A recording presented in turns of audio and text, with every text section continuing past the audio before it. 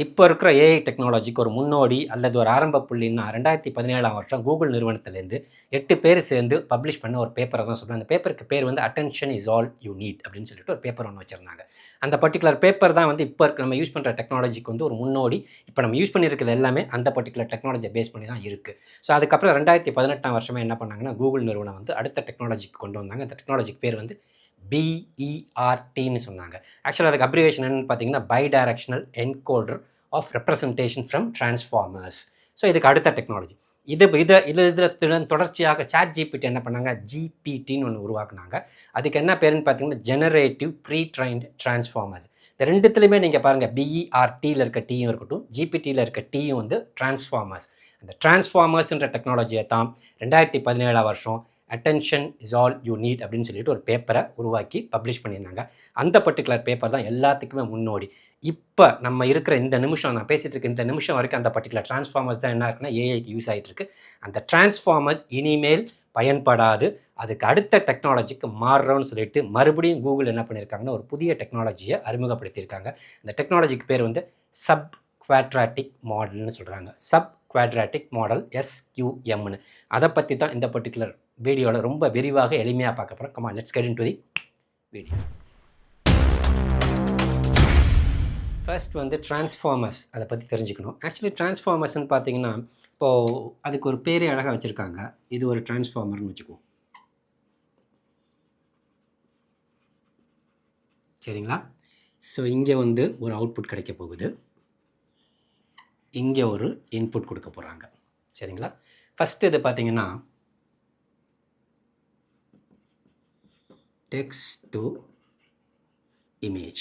So இங்கே வந்து textual கண்டென்ட்டை இன்புட்டாக கொடுத்தா இந்த டிரான்ஸ்ஃபார்மர் என்ன பண்ண போகுதுன்னா அதுக்கு தகுந்த படத்தை ஒன்று என்ன பண்ணிவிடும், நமக்கு உருவாக்கி கொடுத்துரும். ஸோ இதுதான் இந்த டிரான்ஸ்ஃபார்மரோட வேலை. ஸோ டிரான்ஸ்ஃபார்மர் இதை மட்டும் செய்யாது, நிறைய வேலைகள் செய்யுது. இப்போ அதே மாதிரி டெக்ஸ்ட்டு டு வாய்ஸ். ஸோ இந்த இடத்துல என்ன கொடுத்துரும்னு பார்த்தீங்கன்னா ஒரு வாய்ஸ் அவுட்புட்டை கொடுத்துரும். டெக்ஸ்ட்டு கொடுத்தோம்னா அப்படியே என்னவா மாறிடும், வாய்ஸாக அது படிச்சிடும். அதுக்கப்புறம் இங்கே வந்து இமேஜ் டு டெக்ஸ்ட். இங்கே வந்து என்ன பண்ண போகிறோம், ஒரு இமேஜை கொடுக்க போகிறோம் இன்புட்டில். இங்கே என்ன கிடைக்க போகுதுன்னு பார்த்தீங்கன்னா டெக்ஸ்டுவல் கண்டென்ட்டாக மாற்ற போகுது. கடைசியாக இங்கே டிரான்ஸ்லேட்டர். ஸோ இங்கே வந்து ஒரு டெக்ஸ்ட்டு ஹலோ ஹவ் ஆர் யூன்ட்டு. இந்த இடத்துல என்ன பண்ண போகுதுன்னா டிரான்ஸ்லேட்டர் எந்த மொழிக்கு டிரான்ஸ்லேட் பண்ண சொல்கிறோமோ, எப்படி இருக்கிறீர்கள், எப்படி உள்ளீர்கள்னு தமிழ்னா தமிழில் டிரான்ஸ்லேட் பண்ணிட போகுது. இங்கே கொடுக்குற ஒரு லாங்குவேஜை இங்கே வேறு லாங்குவேஜுக்கு டிரான்ஸ்லேட் பண்ண போகுது. இதுதான் வந்து எதோட வேலைன்னு பார்த்தீங்கன்னா டிரான்ஸ்ஃபார்மர். அப்போ இந்த டிரான்ஸ்ஃபார்மர் ப்ரைமரியாக 2 வேலையை பண்ணும். முக்கியமாக இது எதுக்கு யூஸ் பண்ணுறாங்கன்னா நேச்சுரல் லாங்குவேஜ் ப்ராசஸிங்க்கு தான் யூஸ் பண்ணுறாங்க. ஆக்சுவலாக 2 முக்கியமான வேலைகள் வந்து இந்த பர்டிகுலர் டிரான்ஸ்ஃபார்மர் செய்யும், அதை ட்ரெயின் பண்ணுவாங்க. ஃபஸ்ட் ஒன் என்னன்னு பார்த்தீங்கன்னா மாஸ்க்டு டெக்ஸ்ட்டுன்னு சொல்லுவாங்க. இது வச்சு ட்ரெயின் பண்ணுவாங்க. ரெண்டாவது வந்து predict the next word R text. So first one பார்த்தீங்கன்னா இந்த இதை நான் என்னன்னு சொல்லிடுறேன். மாஸ்க் டெஸ்ட் ட்ரெயின் பண்ணுறது எப்படி பண்ணுவாங்கன்னு, I went to the to அப்டைன், இப்படி ஒரு டெக்ஸ்ட் அதுக்கிட்ட கொடுத்துருவாங்க. இந்த இடத்துல ஆக்சுவலாக எழுத்து இருக்கும், அதை என்ன பண்ணியிருப்பாங்கன்னா மறைச்சிருப்பாங்க. இங்கேயும் எழுத்து இருக்கும், அதை மறைச்சிட்டு அந்த பர்டிகுலர் ஏஐ ட்ரெயின் பண்ணுவாங்க. ஆக்சுவலாக அங்கே என்ன எழுத்து இருந்திருக்குன்னு பார்த்தீங்கன்னா I went to the college அல்லது யூனிவர்சிட்டி டு அப்டைன். இந்த இடத்துல என்ன இருக்குன்னு பார்த்தா டிகிரி, சர்டிஃபிகேட். இப்போ இந்த வார்த்தைகள் என்ன பண்ணுவாங்கன்னா மாஸ்க் பண்ணிடுறதுன்னு பார்த்தீங்கன்னா அது அப்படியே மறைச்சிடுறது. இதையும் என்ன பண்ணிடுறது, மறைச்சிடுறது. அது காலேஜாக இருந்தாலும் சரி, யூனிவர்சிட்டியாக இருந்தாலும் சரி, இப்படி என்ன பண்ணுவாங்கன்னா ட்ரெயின் பண்ணுறது. இது ஒரு விதமான ட்ரைனிங். இது ஃபஸ்ட்டு வேலை. முதல் வேலை வந்து மாஸ்க் பண்ணுறது. அதாவது வந்து எந்தெந்த வார்த்தைகளெல்லாம் மறைக்கிற அந்த வார்த்தைகளை மறைச்சி ஏஐ ட்ரெயின் பண்ணிட்டோம்னா அது ட்ரெயின் ஆகிட்டு அடுத்த முறை வரும்போது ஆட்டோமேட்டிக்காக அந்த வார்த்தைகள் அழகாக என்ன பண்ணிவிடும், எடுத்து சொல்லிவிடும். இது வந்து ஃபஸ்ட்டு திங். ரெண்டாவது இதிலே பார்த்தீங்கன்னா ப்ரிடிக்ட் தி நெக்ஸ்ட் வேர்டு அல்லது டெக்ஸ்ட்னு சொல்கிறோம். ப்ரிடிக்ட் தி நெக்ஸ்ட் வேர்டு அல்லது டெக்ஸ்ட். அது ஆக்சுவலாக எப்படி ஒர்க் ஆகும்னு பார்த்தீங்கன்னா வித்தியாசமாக ஒர்க் ஆகும். இப்போது ஸோ ஒரு சென்டென்ஸ் இருக்குது, இப்போ வந்து ப்ரெடிக்ட் பண்ண போகுது, ஏஐயே வந்து ப்ரெடிக்ட் பண்ண போகுது. ஸோ ஒரு சென்டென்ஸ் இருக்குது, இப்படி இருக்குன்னு வச்சுக்கோங்க. The elephant lives in a dense டேஷ்னு இருக்குது. ஸோ இதுதான் வந்து ப்ரெடிக்ட் பண்ணுற அடுத்து வரக்கூடிய வார்த்தை என்ன, அடுத்து வரக்கூடிய வேர்டு என்னன்றது அதுவாக ப்ரெடிக்ட் பண்ணணும். இதுவும் எதோட வேலைன்னா ட்ரான்ஸ்ஃபார்மரோட வேலை. அடுத்து ட்ரான்ஸ்ஃபார்மர் எப்படி ஒர்க் ஆகுதுன்றதை சொல்லிடுறேன். இப்போ ஆக்சுவலி இது எப்படி ப்ரெடிக்ட் பண்ணணும்னு பார்த்தீங்கன்னா நிறைய வார்த்தைகள் இருக்கும். அந்த கார்பஸில் பார்த்தீங்கன்னா கிட்டத்தட்ட கூகுளோட 30,000 வேர்ட்ஸ் இருக்குது வொக்காபுலரியில். சாட் ஜிபிடியில் 50,000 இருக்குது. அதிலிருந்து வார்த்தைகள் எடுக்கும். என்னென்ன வார்த்தைகள்லாம் இருக்குன்னு பார்த்தீங்கன்னா கிரவுண்டு, லேண்டு, ஃபாரஸ்ட்டு, வாட்டர், சீ, கிராஸ், இது மாதிரி நிறைய வார்த்தைகள் இருக்கும். ஸோ இதில் வந்து கிரவுண்டுன்றது வந்து ஒரு 13% என்ன ஆகும் இதில் பொருந்தும். லேண்டுங்கிறதும் ஒரு 5% என்ன ஆகும் பொருந்தும். ஃபாரஸ்ட்டுன்றது ஒரு 80% பொருந்தும். ஸோ வாட்டருங்கிறது 1% பொருந்தும். சீங்கிறது 1% பொருந்தும். கிராஸ்ன்றது 1% என்ன ஆகும் பொருந்தும். இதில் மேக்ஸிமம் பொருந்துறது எதுன்னு அதை பார்த்துட்டு ஆட்டோமேட்டிக் அந்த இடத்துல என்ன கொண்டு வந்து வச்சிரும், ஃபாரஸ்ட்னு கொண்டு வந்து வச்சிரும். அதாவது வந்து யானைகள் வந்து அடர்ந்த காடுகளில் வசிக்கும் அப்படின்ற அதுவே என்ன பண்ணுது, அடுத்த வார்த்தையை கொண்டுட்டு வருது. பார்த்தீங்களா, இந்த 2 முக்கியமான வேலைகள் தான் எது பண்ணுதுன்னு பார்த்தீங்கன்னா ட்ரான்ஸ்ஃபார்மர் பண்ணுது. இதுக்கப்புறம் அது எப்படி பண்ணுதுன்றதை நம்ம பார்ப்போம். ஒரு எக்ஸாம்பிளோட ட்ரான்ஸ்ஃபார்மர்ஸ் எப்படி ஒர்க் ஆகுதுன்னு பார்ப்போம். அதுக்கு ஒரு சின்ன டெக்ஸ்ட் போடுறேன், அது எப்படி ப்ரெடிக்ட் பண்ணுதுன்னு பாருங்கள். One of the greatest artist is அப்படின்னு சொல்லிட்டு இதுக்கப்புறம் ப்ரெடிக்ட் பண்ண வைக்கிது. ஸோ இப்போ ஆக்சுவலி இப்படி கொடுத்த இன்புட் வாங்கினோன்னே என்ன பண்ணணும்னா இந்த ஒவ்வொன்றையும் தனித்தனியாக என்ன பண்ணணும் பிரித்து உடச்சி எடுக்கும். இது ஒவ்வொன்றையும் என்ன பண்ணும் உடச்சி எடுக்கும். இதை தனியாக, இதை தனியாக, இதை தனியாக, இதை தனியாக, இதை தனியாக, இதை தனியாக. இதுக்கு பேர் என்ன டோக்கன்னு சொல்லுவோம். ஒவ்வொன்றுக்கும் என்னென்னு சொல்லுவோம் டோக்கன்னு சொல்லுவோம். இந்த டோக்கன் ஒன்றுக்கும் என்ன பண்ணுவோன்னு பார்த்தீங்கன்னா நியூமெரிக்கல் வேல்யூன்னு ஃபிக்ஸ் பண்ணும். இது ஒவ்வொரு டோக்கனுக்கும் என்ன ஆகும் நியூமெரிக்கல் வேல்யூ ஃபிக்ஸ் பண்ணணும். அது எப்படி இங்கிலீஷில் இருக்குது அல்லது வேறு ஒரு மொழியில் இருக்குது, அது வந்து எப்படி நியூமெரிக்கல் வேல்யூ ஃபிக்ஸ் பண்ணுன்றதை நம்ம இப்போ கவனிப்போம். அதுதான் ஆக்சுவலாக ட்ரான்ஸ்ஃபார்மர்ஸோட வேலை. இப்போ வந்து என்ன பண்ணுதுன்னு பார்த்தீங்கன்னா இது எல்லாத்துக்குமே நியூமெரிக்கல் வேல்யூஸ் ஃபிக்ஸ் பண்ணும். இந்த நியூமெரிக்கல் வேல்யூஸ் வந்து 1.9 அல்லது 8.2, 6.1, 4.5, 3.2, 2.6, 5.4 இது மாதிரி நிறைய என்ன ஆகும் வேல்யூஸ் வந்து இங்கே ஃபிக்ஸ் ஆகிருக்கும். இது எல்லாமே இந்த வேல்யூஸ்ன்றது என்னென்னு பார்த்தீங்கன்னா ஒன்றுமே கிடையாது, கொஸ்டின்ஸ் தான். கேள்விகள் கேட்பாங்க. ஒவ்வொரு கேள்வியாக கேட்டு கேட்டு அதுக்கு வந்து கிடைச்ச ஆன்சர்ஸை வச்சு இதுக்கு ஒரு வேல்யூவை ஃபிக்ஸ் பண்ணியிருப்பாங்க. ஸோ இந்த வார்த்தைக்கு சில கேள்விகள் கேட்டு ஆக்சுவலாக இந்த வார்த்தை வந்து பெரிய வார்த்தையோடு சேர்ந்ததா, இந்த வார்த்தை வந்து ஒரு மனிதனை குறிக்குமா, இந்த வார்த்தை ஒரு மிருகத்தை குறிக்குமா, இந்த வார்த்தை வந்து பெயரை குறிக்குமா, இந்த வார்த்தை நவுனா, இந்த வார்த்தை அப்ஜெக்டிவா, என்ன கேள்விகளாக கேட்டு அந்த கேள்விகளுக்கு பொறுத்த வேல்யூ என்ன பண்ணணும்னு இந்த இடத்துல எல்லா இடத்துலையும் ஃபிக்ஸ் பண்ணி வச்சுக்கும். இதுக்கு அடுத்து பார்த்தீங்கன்னா இதுக்கு வந்து இதை வந்து கம்பேர் பண்ண ஆரம்பிக்கும். எப்படி கம்பேர் பண்ண ஆரம்பிக்கும்னா நிறைய வேர்ட்ஸோட கம்பேர் பண்ணும். இப்போ ஃபார் எக்ஸாம்பிள் டி அப்படின்ட்டு ஒரு வார்த்தை இருக்கும். அதுக்கப்புறம் ஆப்வியஸ்லி, அதுக்கப்புறம் அன்டவுட்டட்லி, அதுக்கப்புறம் டாவின்சி, அதுக்கப்புறம் இது மாதிரி நிறைய வார்த்தைகள் திஸ், தேர், பை, இஸ்ன்னு சொல்லிட்டு இப்படி வார்த்தைகளாக இருக்கும். ஒவ்வொன்றுக்கும் ஒரு வெயிட்டேஜ் இருக்குது. இந்த வேல்யூவை பொறுத்து வெயிட்டேஜ் ஃபிக்ஸ் ஆகிருக்கும். இப்போ தான்றதுக்கு வெயிட்டேஜ் வந்து 13% இருக்கிறதா வச்சுக்குவோம். ஆப்வியஸ்லின்றதுக்கு 2%, அன்டவுட்டபிள்ன்றது 80%, டாவின்சின்றதுக்கு 1%, திஸ்ஸுக்கு 1%, தேருக்கு 0%, பைக்கு 0%, இஸ்ஸுக்கு 0%. ஈஸியாக இருக்குன்றது மாதிரி இஸ் வந்து 0%. இங்கேருந்து பார்த்தீங்கன்னா எதில் அதிகமான வெயிட்டேஜ் இருக்குன்னு பார்த்தீங்கன்னா அன்டவுட்டட்லின்றதுக்கு அதிக வெயிட்டேஜ் இருக்குது. அப்போ அடுத்த வார்த்தை என்னென்னு வந்துடும் அன்டவுட்டட்லின்னு வந்துடும். இதுக்கு அடுத்த வார்த்தை அதேமாதிரி இதுக்கு அடுத்தது ஃபிக்ஸ் பண்ணும் போது என்ன ஆகும்னா அதே மாதிரி ஃபிக்ஸ் பண்ணிக்கிட்டே போகும். அதுக்கு அடுத்து பார்த்தீங்கன்னா இந்த டாவின்சின்றத பேர் எடுக்கும். இப்போ பார்த்தீங்கன்னா இது வெளியில் போயிடும். நெக்ஸ்ட் டைம் இந்த டாவின்சின்றதில் வந்து 60% அல்லது 70% 80% ஃபிக்ஸ் ஆகிருக்கும். ஸோ அன்டவுட்டட்லி டாவின்சின்னு சொல்லிட்டு அதுவாக என்ன பண்ணிவிடும் ஃபிக்ஸ் பண்ணி முடிச்சிடும். அப்போது இந்த வேல்யூஸ் எப்படி ஃபிக்ஸ் பண்ணுறாங்க, இந்த வேல்யூஸ் எப்படி கிடைக்கிதுன்றது எக்ஸாம்பிள் ஒரு சின்ன எக்ஸாம்பிள் பார்த்தோம் இன்னும் தெளிவாக உங்களுக்கு புரியும். ஸோ அந்த அட்டென்ஷன்னு சொன்னேன் இல்லையா, அது ட்ரான்ஸ்ஃபார்மர்ஸ்குள்ளே attention is all you need அப்படின்றது. அந்த அட்டென்ஷன்றது என்னென்னு பார்த்தீங்கன்னா இதுக்குள்ளே அந்த வேல்யூஸ் இருக்குது பாருங்கள், அதாவது வெக்டர் வேல்யூஸ்ன்னு சொல்லுவோம். இதுக்கு ஒரு வேல்யூ ஃபிக்ஸ் பண்ணியிருப்போம். இது மாதிரி நிறைய வெக்டர்ஸ் இருக்கும். இந்த வெக்டர்ஸ் என்ன ஆகும்னா ஒன்றோட ஒன்று இன்ட்ராக்ட் பண்ணி பார்க்கும். ஒன்றோட ஒன்று என்ன பண்ணி பார்க்கும், அப்படி இன்ட்ராக்ட் பண்ணி பார்க்குறது தான் என்னென்னு சொல்லுவோம்னா அட்டென்ஷன்னு சொல்லுவோம். ஒரு எக்ஸாம்பிளுக்கு எப்படி இன்ட்ராக்ட் பண்ணி பார்க்குதுன்றதை பார்த்தோம்னா இப்போ இப்படி ஒரு எக்ஸாம்பிள் இருக்குதுன்னு வச்சுக்குவோம்.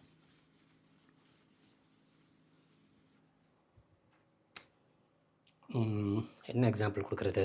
சிம்பிளாக கொடுக்குறதுன்னா, ஏ மிஷின் லேர்னிங் மாடல் அப்படின்னு ஒரு பர்டிகுலர் டெக்ஸ்ட். அடுத்து வந்து ஃபேஷன் மாடல் அப்படின்னு ரெண்டாவது டெக்ஸ்ட். இதை உடைக்க போகுது, ஏஐ தனியாக உடைக்க போகுது, மிஷின்னு தனியாக ஒரு டோக்கன் ஆக்க போகுது, லேர்னிங்கிறது ஒரு டோக்கன், மாடல்ன்றது ஒரு டோக்கன். இதுக்கு அசர்ஷன் இருக்கும். இந்த இடத்துல என்ன பண்ணணும்னா வெக்டரைஸ் பண்ணி வேல்யூஸை மாற்றிடும். இதுக்கும் வேல்யூஸ் வந்துடும், இதுக்கும் என்ன ஆகிடும், வேல்யூஸ் வந்துடும். அதே மாதிரி ஃபேஷனை தனியாக உடைச்சிரும், இதுக்கு நிறைய வேல்யூஸ் இருக்கும். இங்கே மாடலை உடைச்சிரும், இதுக்கு நிறைய என்ன இருக்கும், வேல்யூஸ் இருக்கும். ஆனால் இந்த மாடலும் வெவ்வேறு அர்த்தத்தை குறிக்குது. இங்கே என்ன குறிக்குதுன்னு பார்த்தீங்கன்னா, ஒரு மாதிரி, இந்த மிஷின் லேர்னிங் மாதிரின்றது குறிக்குது. இங்கே என்னத்தை குறிக்குதுன்னா, ஒரு மனிதர், மாடலிங் செய்யக்கூடிய ஒரு மனிதர், ஒரு பெண்ணோ இல்லை ஆணோ குறிக்குது. ஸோ இங்கே இருக்கக்கூடிய மாடலுக்கு வேறு வெயிட்டேஜஸ் இருக்கும், வேறு வேல்யூஸ் இருக்கும். இங்கே இருக்கக்கூடிய மாடலிங்க்கு என்ன இருக்கும், வேறு வேல்யூஸ் இருக்கும். இப்படித்தான் என்ன பண்ணுதுன்னா அது வகைப்படுத்திக்கும். அப்போ வகைப்படுத்தும் போதும் இதையும் கம்பேர் பண்ணும். இந்த உள்ள இருக்க என்டையர் டெக்ஸ்டையுமே என்ன பண்ணோம்னா அது ஆராயும்.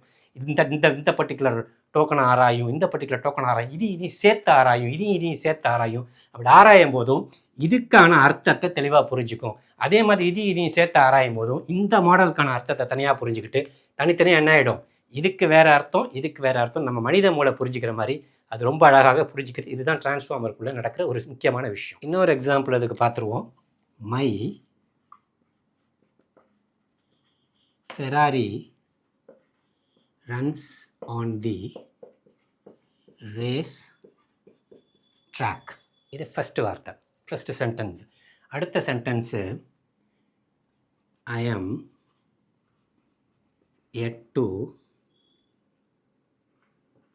receive my courier. Please help me track it. அப்படின்னு ரெண்டு வார்த்தை இருக்குது. ரெண்டு இடத்துலையும் ட்ராக் இருக்குது. இங்கேயும் ட்ராக்குன்ற வார்த்தை இருக்குது. இந்த டோக்கன்ஸ் எல்லாம் விட்டுருவோம். இங்கேயும் ட்ராக்குன்ற வார்த்தை இருக்குது. ரெண்டுக்கும் வெவ்வேறு அர்த்தம். இந்த அர்த்தம் வந்து ரெண்டு இடத்துல வேறு ஒரு மீனிங்கை கொடுக்குது. இந்த இடத்துல அந்த ரேஸ்க்கு போகிறதுக்கான அந்த வழித்தடத்தை குறிக்குது. இந்த இடத்துல அது எந்த இடத்துல இருக்குதுன்னு கண்டுபிடிக்கிறதுக்கான இதை குறிக்குது. ஸோ இது எப்படி புரிஞ்சுக்குன்னு பார்த்தீங்கன்னா, இது எல்லாத்தையுமே என்ன பண்ணும், அது எல்லா டோக்கன்ஸுமே எடுத்து ஒன்றோட ஒன்று மிக்ஸ் பண்ணி இந்த டோக்கனையும் அந்த டோக்கனையும் கம்பைன் பண்ணி பார்க்கும். அப்படி கம்பைன் பண்ணி பார்க்குறதுக்கு ஒரு டெக்னாலஜி யூஸ் பண்ணிக்கும். ஃபாஸ்ட் ஃபீட் டெக்னாலஜி அல்லது வந்து மல்டி லெவல் பெர்செப்ட்ரான்னு சொல்லுவாங்க, எம்எல்பின்னு சொல்லுவாங்க. இதெல்லாமே வந்து நியூரல் நெட்வொர்க்கில் இருக்கக்கூடிய அல்லது ஒரு ஏஐயில் இருக்கக்கூடிய ஒரு டெக்னாலஜி தான். அதை யூஸ் பண்ணி ஆக மொத்தத்தில் இந்த ட்ராக்குக்கு ஆக்சுவலாக வேறு வேல்யூஸ் இருக்கும், இந்த ட்ராக்குக்கு வெக்டர் வேல்யூஸு வேறு இருக்கும். அதை வச்சு என்ன பண்ணிக்கும்னா அதை வகைப்படுத்திக்கும், இது வேறன்ட்டு. இப்படித்தான் ஆக்சுவலாக என்ன நடக்குதுன்னு பார்த்தீங்கன்னா, டிரான்ஸ்ஃபார்மர்ஸ்குள்ளே வந்து சில விஷயங்கள் நடக்குது. இது ஒவ்வொரு வாட்டி ஸ்டேஜ்லேயும் நம்ம நகரும் போது எப்படி நகரும்னு பார்த்தீங்கன்னா, ஆக்சுவலாக வந்து நம்ம கொடுக்குற ஒரு விஷயத்தை வந்து ஃபஸ்ட்டு என்ன பண்ணோம்னா அட்டென்ஷன்னு சொல்லிட்டு அதுக்கான அர்த்தங்களை எடுக்க ஆரம்பிக்கும். அதுக்கப்புறம் என்ன பண்ணும், எம்எல்பி, அப்புறம் அட்டென்ஷன், அப்புறம் எம்எல்பி, அப்புறம் அட்டென்ஷன், அப்புறம் எம்எல்பின்னு வரிசையாக பண்ணிக்கிட்டே போய் கடைசி ஸ்டேஜில் தான் என்ன பண்ணோம்னா அடுத்த வார்த்தை என்ன அல்லது அடுத்து என்னத்தை கொடுக்கணுன்றதை அதுவாக டிசைட் பண்ணி துல்லியமாக தெளிவாக என்ன பண்ணும், கொடுத்துரும். இதில் பெரிய டிஸ்அட்வான்டேஜ்னு சொல்லி என்னன்னு பார்த்தீங்கன்னா, அதில் சில விஷயங்கள் இருக்குது. டிரான்ஸ்ஃபார்மர்ஸில் எவ்வளோ இருக்குன்னு சொன்னால் அதில் சில லிமிட்டேஷன்ஸ் இருக்குது, சில ஸ்நாக்ஸ் இருக்குது, சில டிஃபிகல்ட்டிஸ் இருக்குது. அதனால தான் என்ன பண்ணுறாங்கன்னா அடுத்த லெவலுக்கு மூவ் பண்ணுறாங்க. அதாவது வந்து டிரான்ஸ்ஃபார்மரை தாண்டி சப் குவாட்ராட்டிக் மாடல்னு சொல்லிட்டு அடுத்த லெவலுக்கு போடுறாங்க. ஸோ டிரான்ஸ்ஃபார்மர்ஸில் இருக்கக்கூடிய லிமிட்டேஷன்ஸ் என்னன்றதை இப்போ பார்த்துருவோம். ஹியூமன் மெமரின்றது வந்து கம்ப்யூட்டர் மெமரி மாதிரி இருக்காது. ஏன்னா கம்ப்யூட்டர் மெமரி வந்து ரொம்ப அக்யூரேட்டாக இருக்கும். என்ன ஸ்டோராக இருக்கோ அதை வந்து ஈஸியாக ரிட்ரீவ் பண்ணி கொடுத்துரும். ஆனால் ஹியூமன் மெமரி அப்படி இருக்காது. ஏன்னு பார்த்தீங்கன்னா, ஹியூமன் மெமரி வந்து ஒரு காம்ப்ளிகேட்டட் ஒரு இன்டர் கனெக்டட் நெட்வொர்க்ஸு ஒரு இருக்கக்கூடிய ஒரு விஷயம். அப்படி தான் ஸ்டோராக இருக்கும். அப்படியே என்ன ஸ்டோராக இருக்குன்னு பார்த்தீங்கன்னா, மொத்தமாக ஸ்டோராக இருக்காது, பிட்ஸ் அண்ட் பீசஸாக ஸ்டோராக இருக்கும், கம்ப்ரஸ்டு ஃபார்மேட்டில் ஸ்டோராக இருக்கும். சில விஷயங்கள் மறந்துருக்கும், சில விஷயங்கள் வந்து வேகாக ஸ்டோர் பண்ணி வச்சுருக்கோம். ஆனால் வெளியில் எடுக்கும் போதும் அந்த கம்ப்ரஸ்டு ஃபார்மேட்டில் இருக்கக்கூடிய விஷயங்களை வெளியில் எடுத்து ரீகன்ஸ்ட்ரக்ட் பண்ணி எப்போ தேவையோ அப்போ மட்டும் எடுத்து கொடுக்கும். ஆனால் மிஷின் அல்லது கம்ப்யூட்டர் லாங்குவேஜ் கம்ப்யூட்டருக்குள்ள இருக்க ஸ்டோரேஜ் வந்து எல்லாத்தையும் பதிவு பண்ணி வச்சுக்கிட்டு தேவையில்லாத பெரிய ஜங்கை வந்து உருவாக்கிக்கிட்டே இருக்கும். ஜங்க்குன்னு நிறைய டோக்கன்ஸு நிறைய விஷயங்கள் உள்ள ட்ரெயின் ஆகிக்கிட்டே இருக்கும். டேட்டா பெருசாக இருக்கும். அந்த டேட்டாவை டீல் பண்ணி வெளியில் எடுத்துகிட்டு வரணும்னா, ஏன்னா வந்து நான் சொன்ன ஒரு வார்த்தையை எடுத்தேன்னா அது எல்லா வார்த்தையோடையும் போய் ட்ரெயின் பண்ணும். அந்த போய் செக் பண்ணிட்டு தான் வெளில வரும். அது பார்த்தீங்கன்னா billions and billions of words, billions of data, அதாவது விக்கிபீடியாலேருந்து, புக்ஸ்லேருந்து, இன்டர்நெட்லேருந்து எல்லாத்தையும் ட்ரெயின் பண்ணி வச்சுருக்கோம்.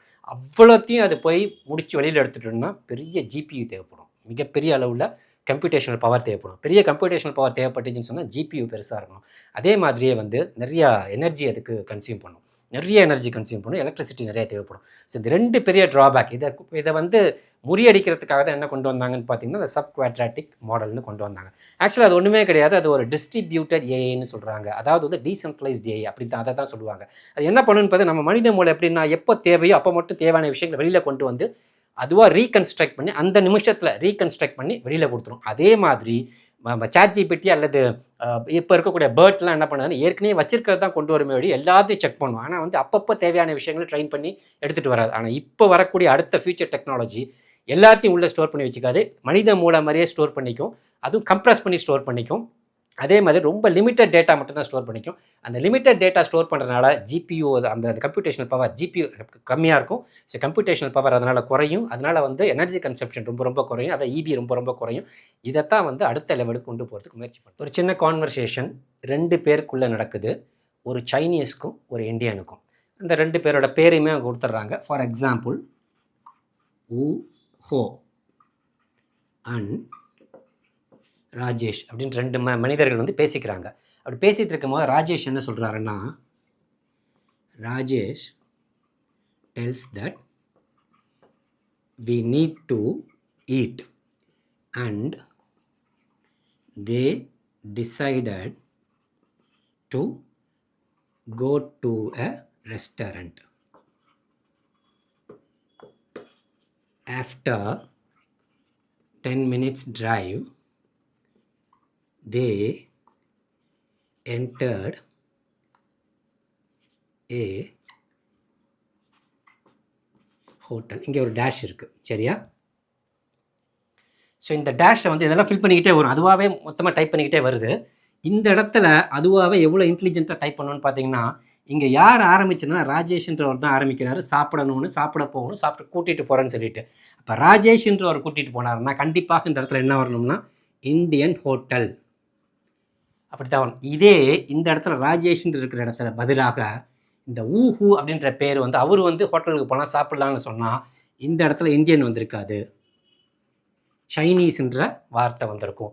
இந்த அளவுக்கு என்ன பண்ணுதுன்னு பார்த்தீங்கன்னா அந்த பர்டிகுலர் ஏஐ வந்து அவ்வளோ அழகாக ஒரு வார்த்தைக்கு வார்த்தை என்ன பண்ணுது, அந்த அட்டென்ஷன் எடுக்குது, எம்எல்பிக்குள்ளே போகுது, செக் பண்ணுது, எந்த மனிதர் பேசுகிறாரு, எந்த ஜெண்டர்லேருந்து பேசுகிறாரு, எந்த கண்ட்ரி ஆஃப் ஆரிஜின்லேருந்து பேசுகிறாரு, அவங்க என்ன பழக்கத்தில் இருக்காங்க, இது எல்லாத்தையும் அதை தெரிஞ்சுக்கிட்டு தான் இந்தியன் ரெஸ்டாரண்ட்டா சைனீஸ் ரெஸ்டாரண்ட்டா. இன்னும் சாப்பாட்டில் இன்னொரு சின்ன எக்ஸாம்பிள் சொல்கிறதுனால ரொம்ப அழகாக இதை சொல்லிடுறேன். இப்போ சாப்பாட்டு சம்மந்தமாகவே நான் கொடுக்குறேன். I made a sweet south Indian rice dish called dash. இப்போ எதை ப்ரெடிக்ட் பண்ண சொல்கிறேன். I made a sweet south Indian rice dish called டேஷ்னு சொல்லிட்டு இப்போ ஏஐயா ப்ரெடிக்ட் பண்ண ஒன்றுனா இந்த வார்த்தையில் அடுத்த வார்த்தை என்ன வேணும் ப்ரெடிக்ட் பண்ணணும்னா இது ஒன்று என்னென்னு அதுக்கு தெரியணும். அது எப்படி தெரிஞ்சுக்குன்னு பார்த்தீங்கன்னா இதுதான் வந்து சப்ஜெக்ட், ஐன்றது நான் அல்லது யார் சொல்கிறாங்களோ அவங்க, அடுத்து மேடுன்றது வெர்பு அல்லது ஆக்ஷன், ஸோ அடுத்து இதை டிட்டர்மின் பண்ணுறது, அடுத்து ஸ்வீட்டுன்றது இது ஒரு அட்ஜெக்டிவ், எதை குறிக்குதுன்னா டேஸ்ட்டை குறிக்குது, டேஸ்ட்டை குறிக்கக்கூடிய ஒரு பர்டிகுலர் அட்ஜெக்டிவ். அடுத்து அதே மாதிரி சவுத்துன்றதும் ஒரு அட்ஜெக்டிவ், எதை குறிக்குதுன்னு பார்த்தீங்கன்னா ஒரு லொக்கேஷன். அகெயின் இந்தியன்றதும் ஒரு அட்ஜெக்டிவ், இதுவும் எதை குறிக்குதுன்னு பார்த்தீங்கன்னா ஒரு ஆரிஜின் அல்லது லொக்கேஷன். அடுத்து ரைஸுன்றது இதுதான் வந்து குறிப்பாக வந்து ஒரு நவுனு, ஆக்சுவலாக என்னென்னு பார்த்தீங்கன்னா ஒரு முக்கியமான இன்க்ரீடியண்ட், இதுக்குள்ளே இருக்கக்கூடிய ஒரு இன்க்ரீடியண்ட்டு. அடுத்த டிஷ்ஷுன்றது இதுதான் மெயின் திங், மெயின் சப்ஜெக்ட், இதுதான் நம்ம செய்ய போகிறோம். இப்படி செஞ்சு முடிச்சுட்டு இது எல்லாத்தையும் அதை செக் பண்ணிவிட்டு ஃபுல்லாக டோட்டல் இன்டர்நெட்டு, டோட்டலாக விக்கிபீடியா, டோட்டலாக புக்ஸு, இது எல்லாத்தையும் கலந்து இந்த இடத்துல என்னென்னு கொண்டு வந்துடும்னு பார்த்தீங்கன்னா பொங்கல் அப்படின்ட்டு என்ன பண்ணிவிடும், அதாவது ஸ்வீட் பொங்கல் அப்படின்ட்டு ஆட்டோமேட்டிக்காக அதை பண்ணிவிடும், கொண்டு வந்துடும். ஒன்று அப்படி இல்லைன்னா ரைஸுன்றது இருக்கனால இன்னொரு விஷயம் என்ன கொண்டு வரணும்னு பார்த்தீங்கன்னா கேசரி, இது ரவாவில் செய்கிறது.